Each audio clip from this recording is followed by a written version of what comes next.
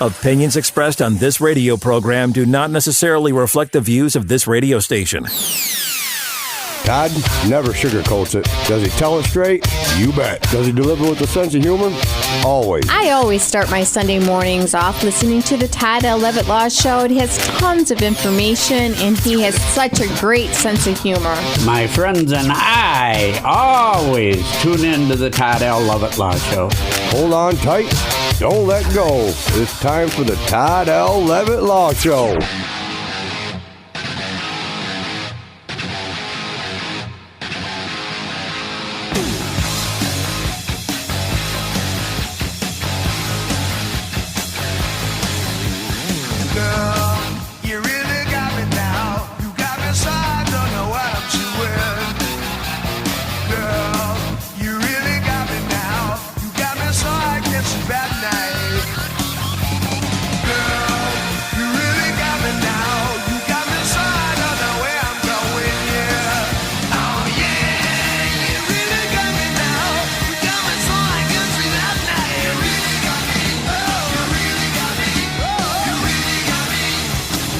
Welcome to the Todd L. Levitt Law Show.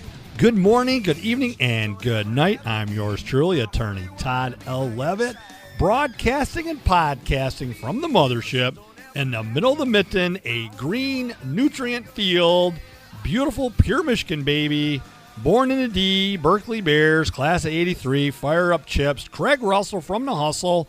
Welcome to the mothership, and what a beautiful day we have today. Oh, another beautiful weekend across central and northern Michigan. Big football games yesterday. It's been a really nice fall, all things considered. You know, it's actually felt a little like fall. I've been pretty all about it. How are you? How are you doing there, Todd? How you doing, man? I'm doing much better. My thoughts and prayers are still with all of our fellow American citizens living all along and up and down the East Coast as they recover from all the flooding and their lives have been lost, and the pets. And I saw a report of how, pigs were drowning and chickens, and we have a lot of farmers that are our friends and family. And, so our thoughts and prayers go out to everybody out there, all the first responders, all the men and women who have traveled across the country, the electricians, the welders, the tree removers. I mean, I know so many men and women who provide those services. And right here in mid-Michigan, we have both Bandit and Mobark, two of the world's leading wood chip manufacturers. And I know a lot of people personally at both Bandit and Mobark, and it's good to see that the hard-working men and women at both of those companies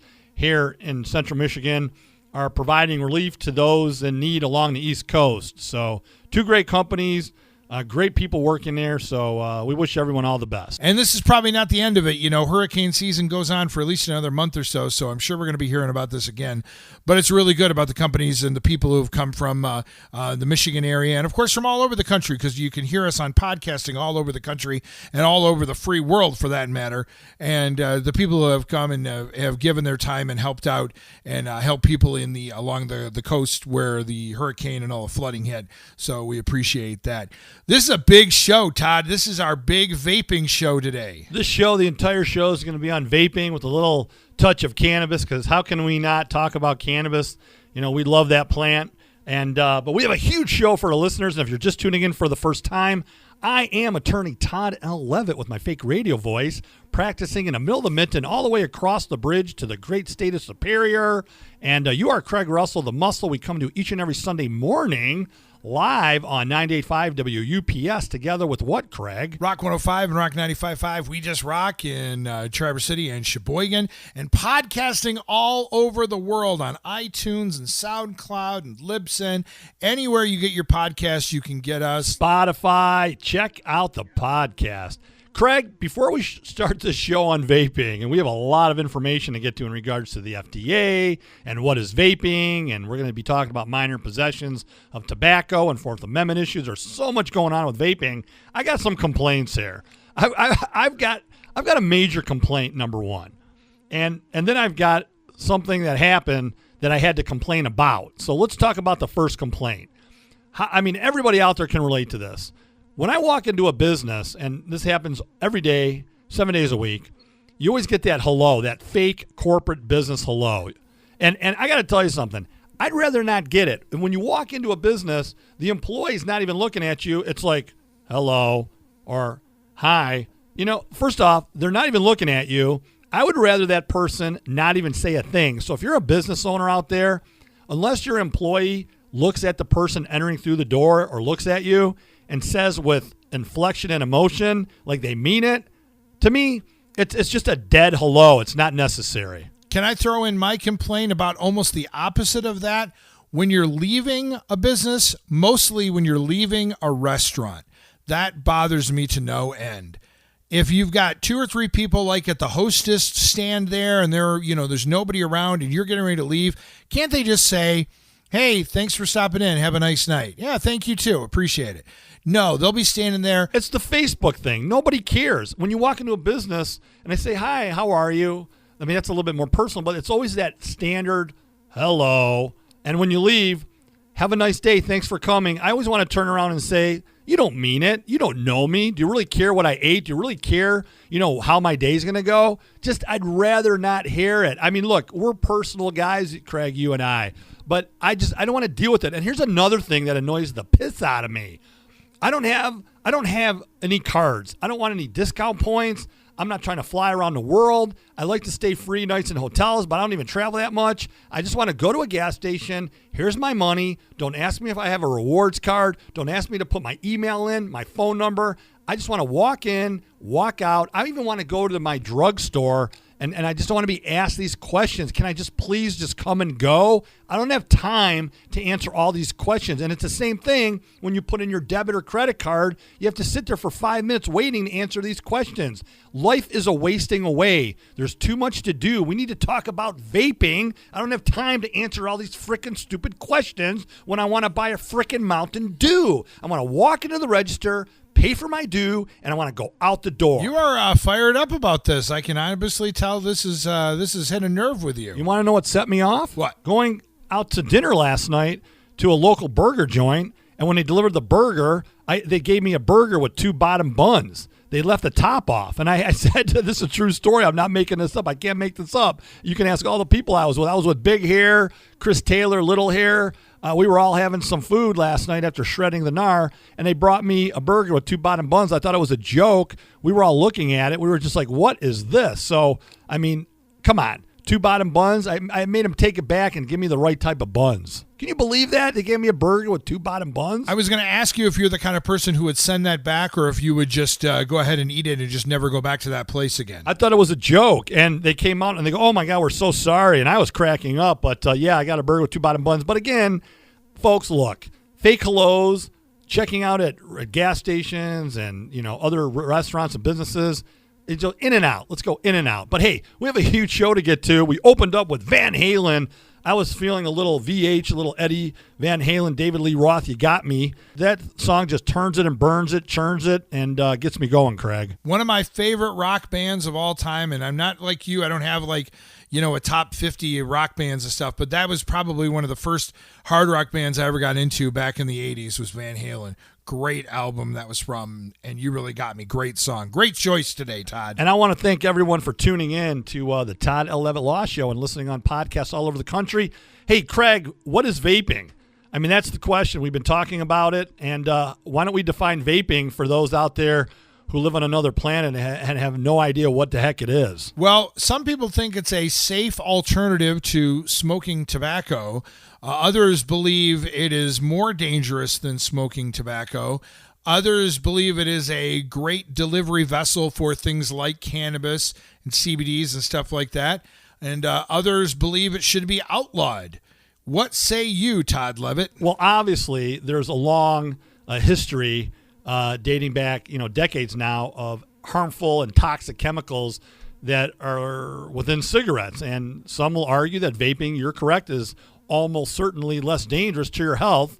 But the jury's still out because it hasn't been out, the number of years and decades and all the scientific research. But, a lot of researchers are paid to fall on both spectrums. There's a lot of research who are paid by interest groups who want the vaping to be found to be bad for your health, and there's other interest groups who pay researchers that say it's okay and it's much safer than cigarettes. I don't smoke cigarettes. I don't even vape, so I don't fall on either side of it. But vaping is basically the act of inhaling or exhaling aerosol, and it's often referred to as vapor, and it's produced by an e-cigarette or a similar device. These electronic cigarettes or e-cigarettes are these handheld devices that you now see all over the place, and it stimulates for the user, Craig, the feeling of tobacco smoking. And again, it works by heating a liquid to generate that aerosol, which I just referred to as vapor.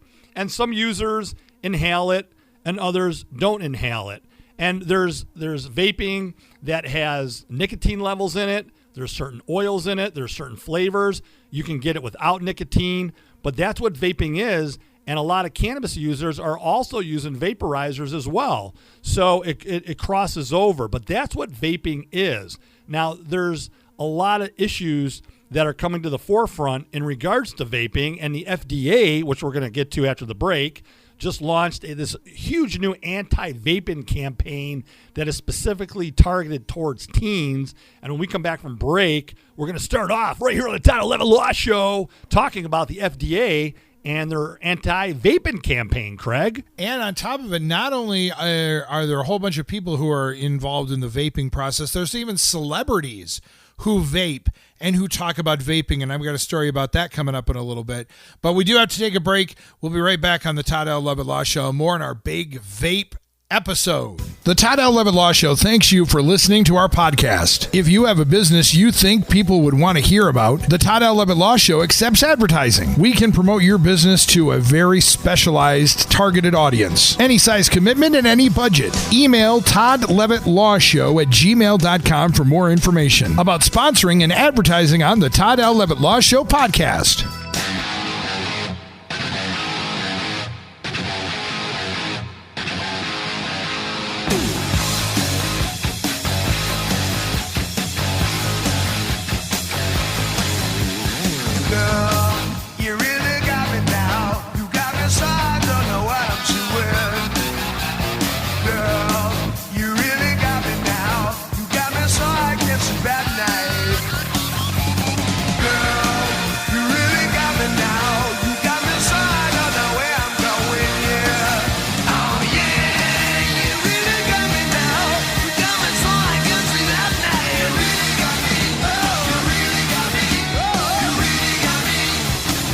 Welcome back to the Todd L. Levitt Law Show, broadcasting and podcasting across this beautiful planet Earth in the middle of the mitten, pure Michigan, baby, in a beautiful green nutrient field, talking with my good friend and all our loyal listeners, Craig Russell, the Muscle. Craig, we're talking about vaping. Vaporizers and electronic cigarettes. It is very controversial because, again, like we talked about in the beginning, some people believe it is a safe alternative to normal delivery methods of nicotine and tobacco. Some people think it's more dangerous than that. And the FDA is weighing in. The government is weighing in.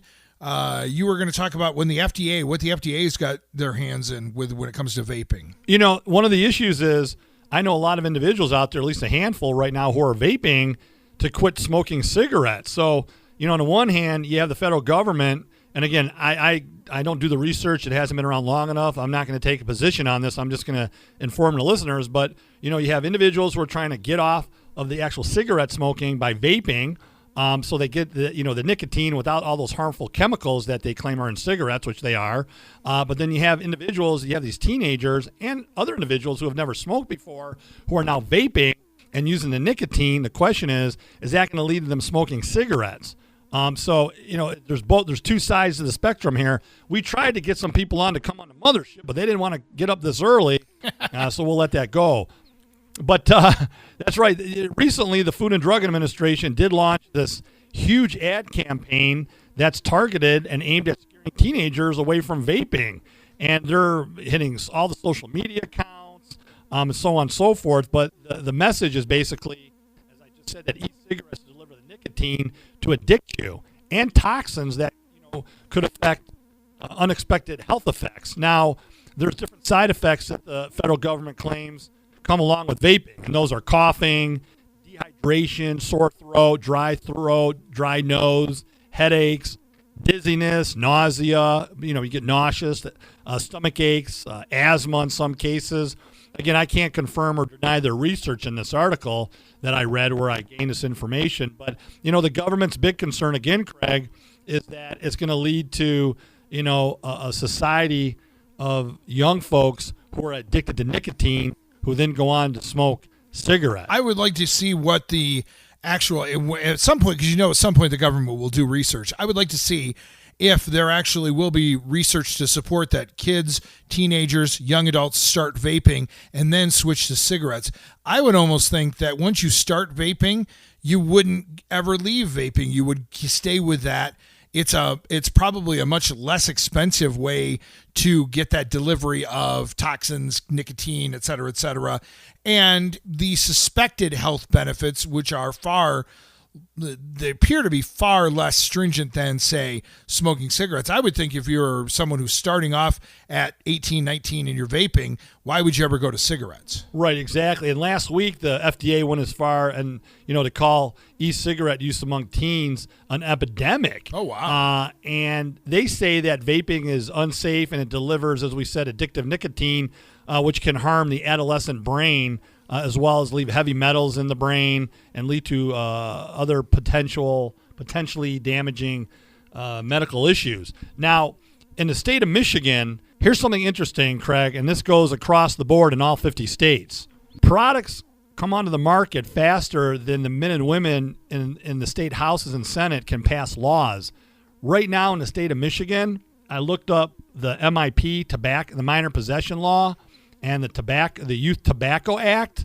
Right now, if you're under the age of 18, you're prohibited from purchasing or attempting to purchase a tobacco product. So you're going to be guilty of a misdemeanor in the state of Michigan, folks, and in a lot of states across this great country of ours, if you possess or attempt to possess a tobacco product. But here's the thing. Guess what, Craig? E-cigarettes, it's not tobacco. So it doesn't fall under the Youth Tobacco Act in the state of Michigan, and under minor possession in the state of Michigan, it doesn't talk about anything other than alcohol.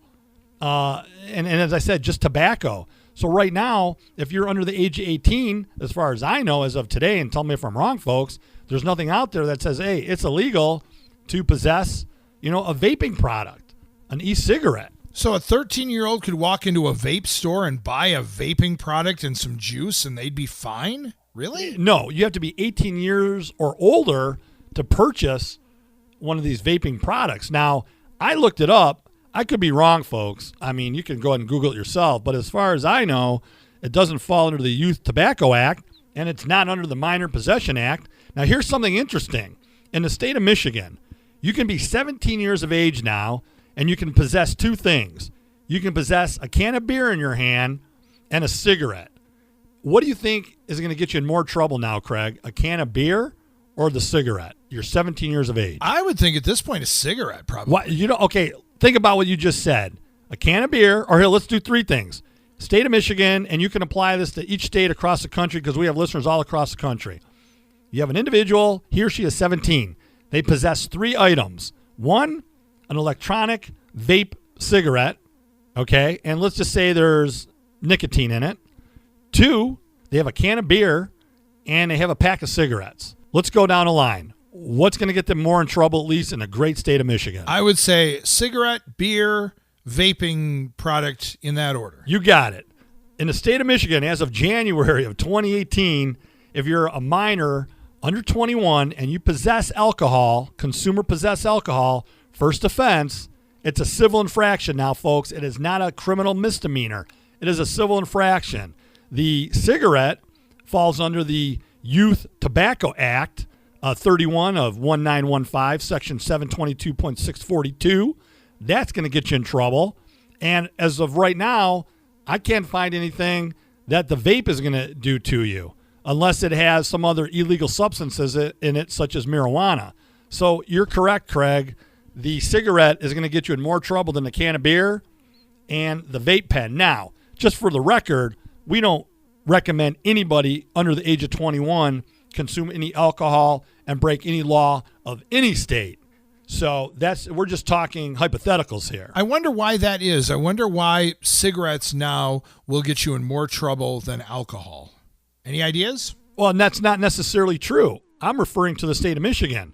That the lawmakers changed the civil infraction from a misdemeanor, whereby you had to go to court and go through probation and whatnot, to a civil infraction. If you have a prior minor possession in the state of Michigan and you now pick up your second MIP, now it's going to be a misdemeanor. So if you have a first offense, so here, let me tell you this. So let's say 2-3 years ago before the law changed, you got an MIP and it was deferred, so it's not on your record. Now it's 2018, you're not 21 yet, you have a can of beer, you get caught. That is not a civil infraction. You're going to be charged with a misdemeanor because you had a prior. Your very first offense now in the state of Michigan is a civil infraction as long as you had no priors.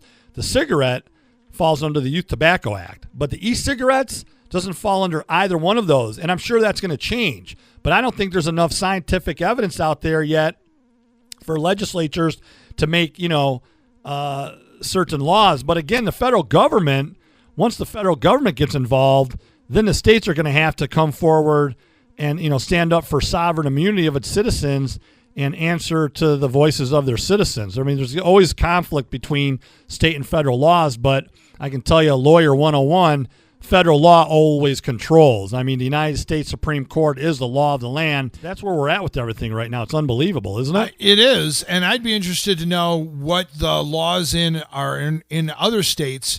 If you happen to live in another state and you're listening on podcast, email us, toddlevittlawshow@gmail.com, and let us know what the vaping laws are in your state, in your area, because maybe it's more strict in other places. In Michigan, it seems like it's pretty wide open, but who knows, maybe in New York or California or in Ohio or Washington State, there's stricter laws, or maybe they're even looser than they are in Michigan.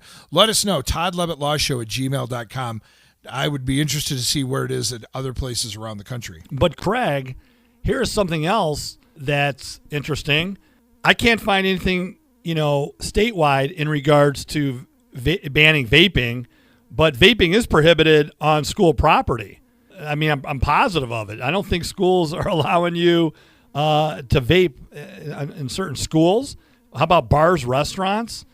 They're exempt from the state's regulations about vaping. Is vaping smoking? It's not the same thing as smoking a cigarette. So in the state of Michigan, you can't smoke indoors. So what about vaping? You see? And the other question is marijuana. People are using these vaporizing devices to participate in their legal right to smoke cannabis. And that brings up issues of Fourth Amendment issues. How about the officer who's driving down the highway and he pulls somebody over and he sees a pen on the floor and he thinks that there's cannabis in it when in fact there is no cannabis in it, but because he knows that people are now using cannabis with these vape pens, he uses that as probable cause to search the vehicle, then finds other contraband that was not in plain view. And as an attorney, I'm going to file a motion to strike all that evidence as fruit of the poisonous tree. He had no right to search that vehicle just because he saw a vape pen. There was no other evidence in plain view that gave him the right to perform a warrantless search. So there's a lot of issues here. I mean, I could go on and on about that. That's just something I thought of on the spot here this morning. But there's some serious issues out there in regards to these vape pens. Well, I'll tell you this much, and, we are, of course, as always, we are big proponents of law enforcement. I know you're a defense attorney, but we are, the people who protect our rights and protect us as citizens, police, fire, first responders, et cetera, not only do they have very difficult jobs, but then they've got to be on top of things like this, because you're exactly right. It's kind of like the wild, wild west when it comes to vaping products and things like that. You can't, they've got to know the rights of citizens before they do try and make warrantless searches on things like that. That's a tough job. I'm not trying to necessarily say that there aren't some police who might actually take advantage of that situation and get people who aren't eligible or who don't have access to listening to the Todd Levitt Law Show and know their rights about things. But that's a tough job to be able to keep, they have to move up a lot faster than even lawmakers move, because lawmakers haven't even touched this subject yet. They have to be the ones who know more about it. But hey, we've got to get to a break. But when we come back, not only will we talk more about vaping on the Big Vape Show, but Todd actually took a trip to a vape shop, and we will talk about his experience coming up on the Todd Levitt Law Show. Show. The Todd L. Levitt Law Show thanks you for listening to our podcast. If you have a business you think people would want to hear about, the Todd L. Levitt Law Show accepts advertising. We can promote your business to a very specialized, targeted audience. Any size commitment and any budget. Email toddlevittlawshow@gmail.com for more information about sponsoring and advertising on the Todd L. Levitt Law Show podcast.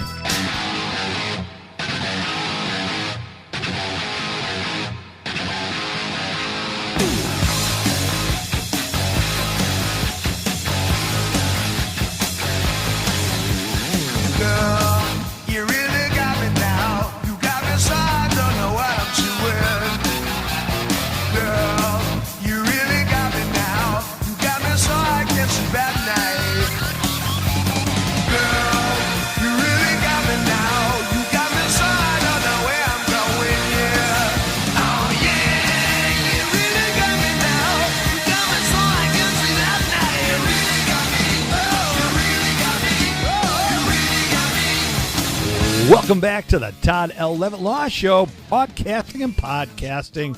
Coming back strong with You Really Got Me, Van Halen. You love that classic rock. I know you do. It's our big vaping show, and we'll get back to some vaping stuff in a second. But first, you have a law update about obstruction of a license plate in the state of Michigan, do you not? That's correct, Craig. That is correct.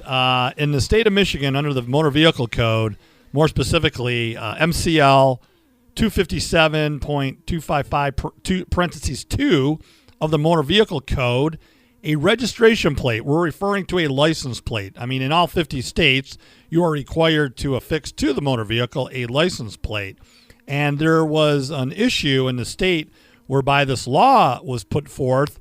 You could not obstruct or cover with any type of, tow device, bike rack, which I have often, or towing something that, obscured the registration information clearly for an officer to see when they're on the road.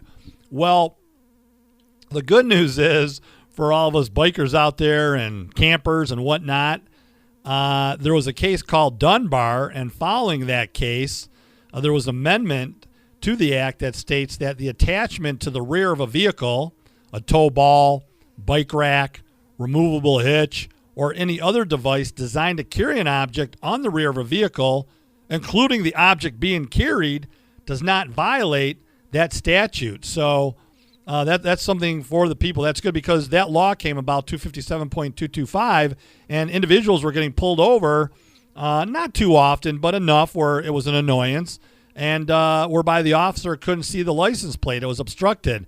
But that would be, how 90% of the people driving through the state of Michigan and all over the country. I mean, we're a state where men and women are, transporting sleds and side-by-sides, and in my case, mountain bikes and boats and campers.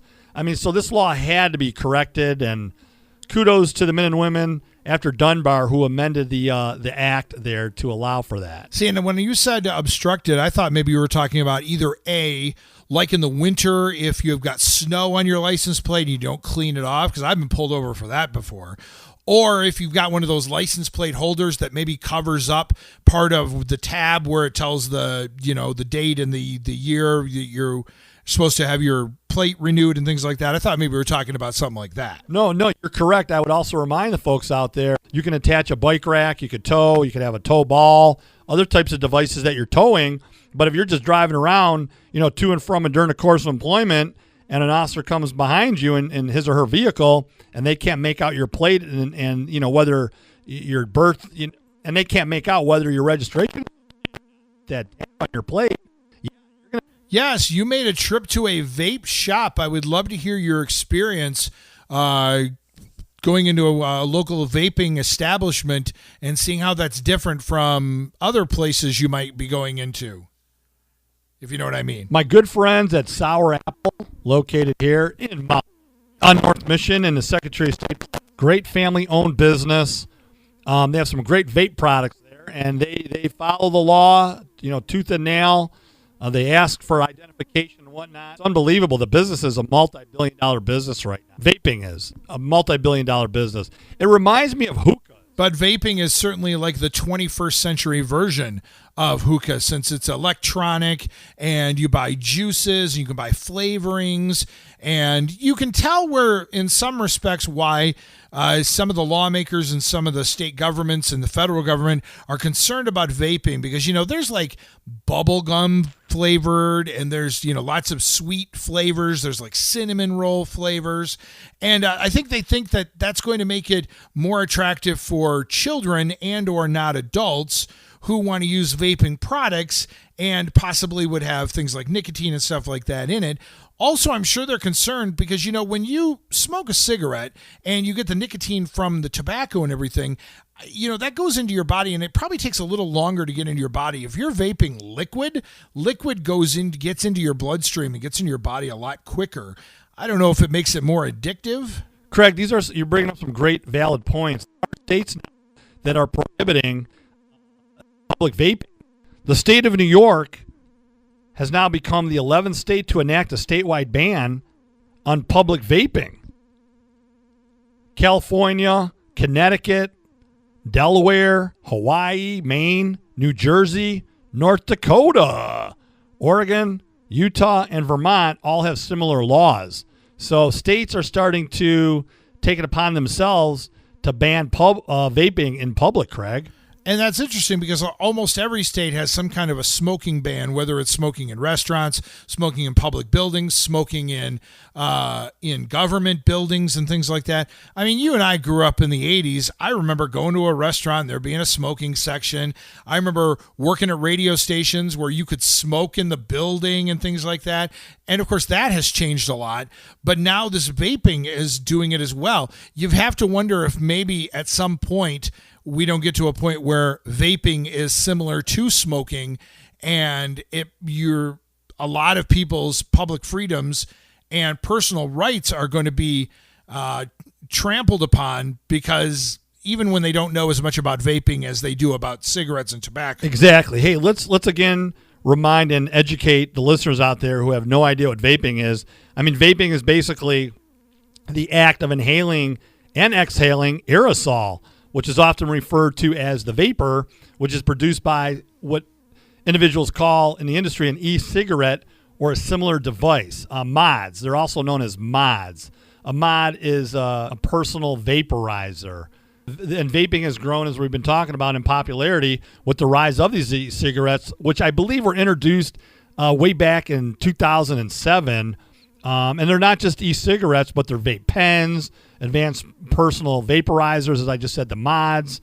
And a vaping device consists, folks, of a mouthpiece, a battery, it has to be recharged, a cartridge for containing the e-liquid or the e-juice, and a heating component for the device that is powered by the battery. And then when the device is used, the battery heats up the heating component, which turns the contents of the e-liquid into an aerosol that is inhaled into the lungs and then exhaled. Now, these products usually contain different things. Some of them are vegetable-based liquids. We talked about the nicotine, the flavoring. Some of them contain metals and chemicals, but there's no tobacco. And some people are using these devices to vape THC and some synthetic drugs as well. So it's across the board. And people will always find a way to do different things when new devices come on the market. But the FDA is going on a huge campaign to discourage minors from vaping due to the nicotine in the products. Now, you can vape with no nicotine at all, or as you mentioned earlier, I went into a Sour Apple and some other locations. I recommend Sour Apple, in Mount Pleasant, and then they're opening up in Everett also. But you can control the type of nicotine levels and what you're actually putting into these devices. So, and you don't even have to inhale it. I love cigars, Craig. My cousin AZ, Anthony, G Money, and Piz Dog, we love our cigars.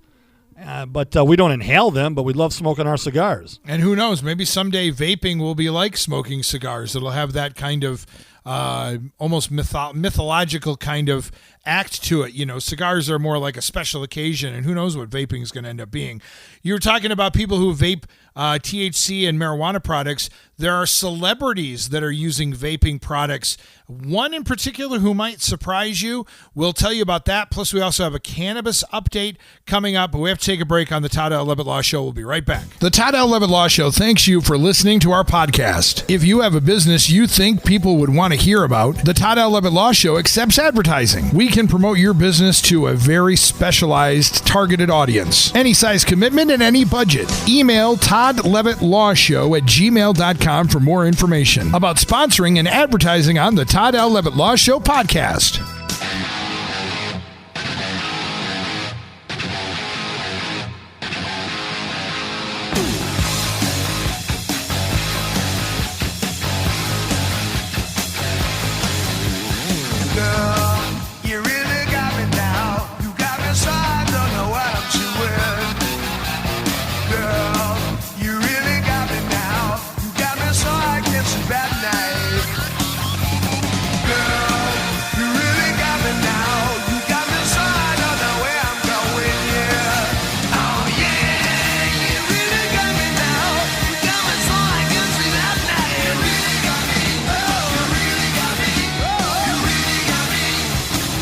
Welcome back to the Todd L. Levitt Law Show, broadcasting in the middle of a beautiful green field with my good friend Craig Russell, the Muscle.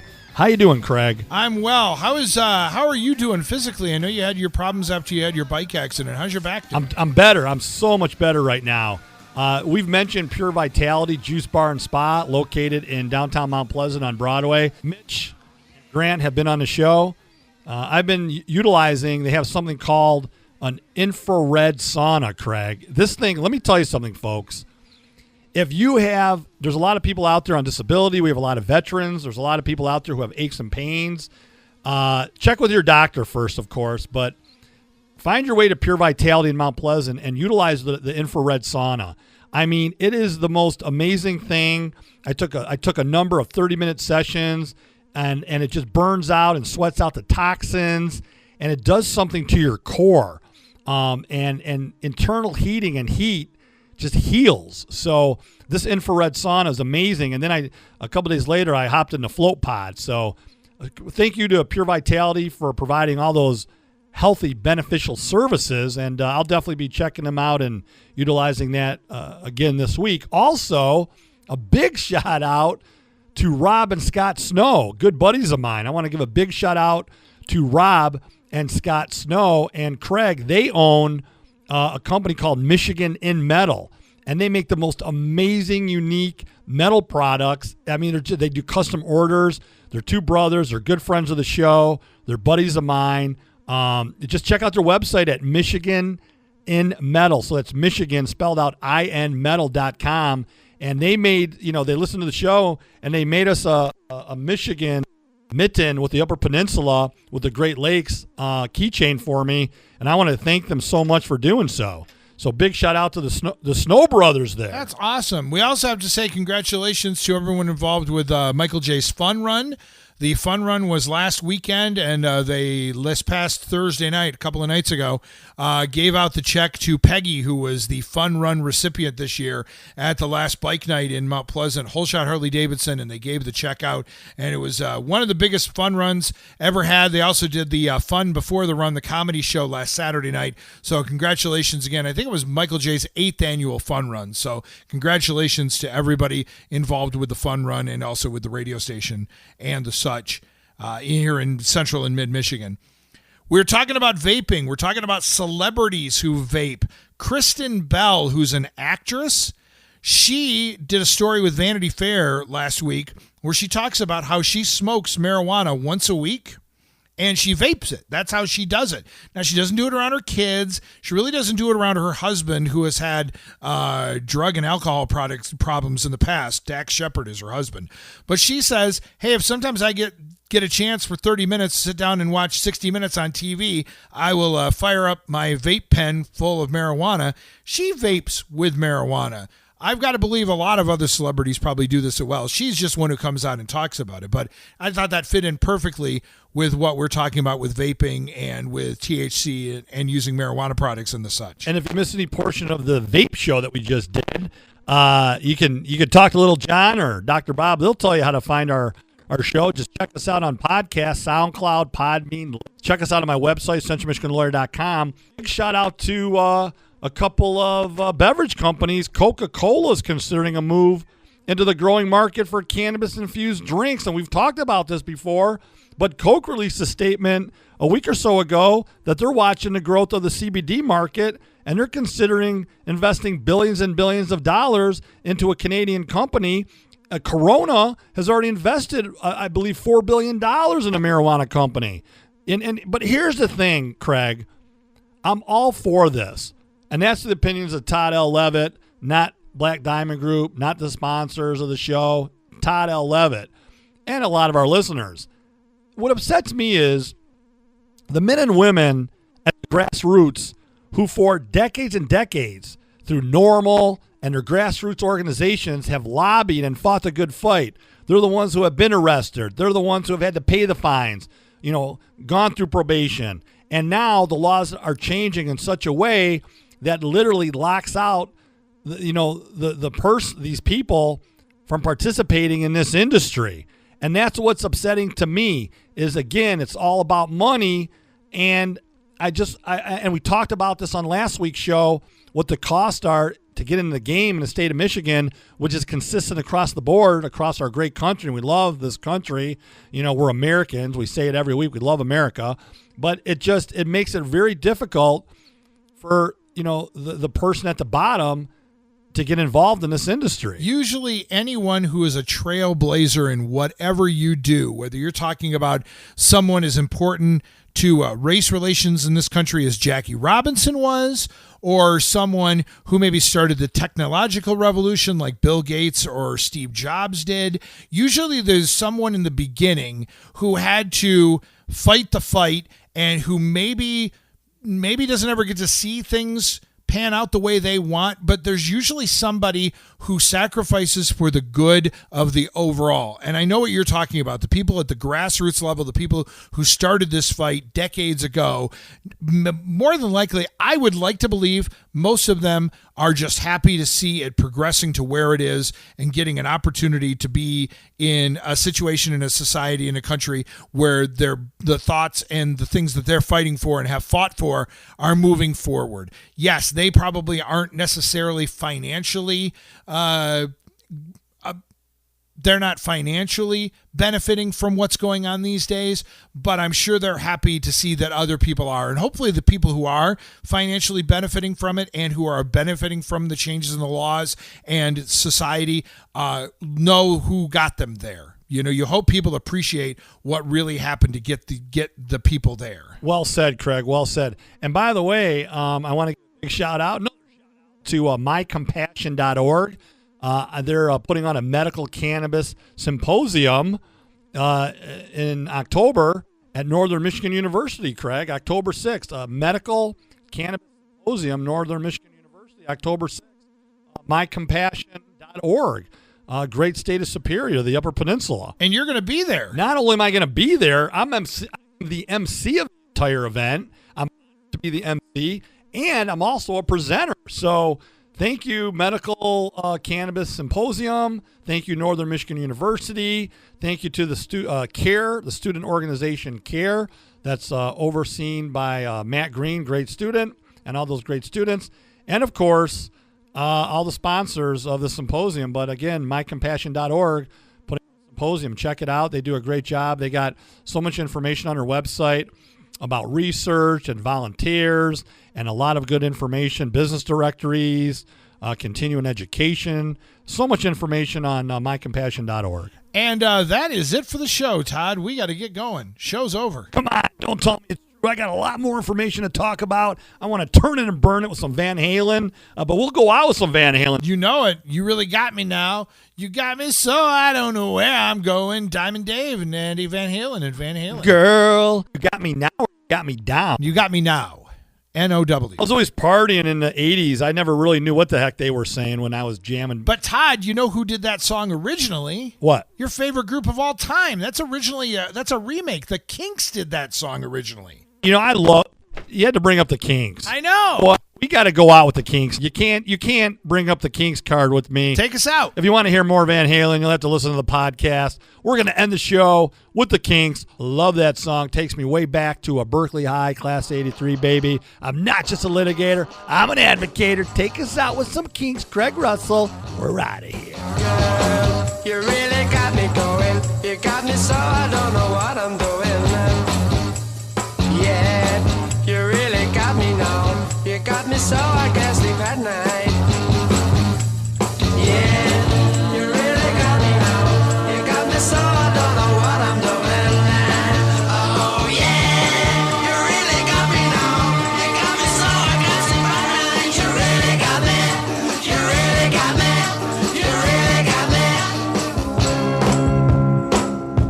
The Todd L. Levitt Law Show, brought to you by Chad Mallywell Drilling of Rosebush, Clark Modular Homes, your most experienced and trusted builder in Mount Pleasant, Clear Vision Windows, Siding, Roofing, and Attic Installation of Midland, Mackinac Properties and Northern Michigan Vacation Rentals, buying, selling, and renting properties in the Straits of Mackinac region since 1998, Tim's Collision Plus in Roscommon, Harrison Power Sports, Central Michigan's fastest growing full-line Arctic Cat dealer, and Dr. Robert Townsend and Denali Healthcare for your alternative healthcare needs. Opinions expressed on this radio program do not necessarily reflect the views of this radio station.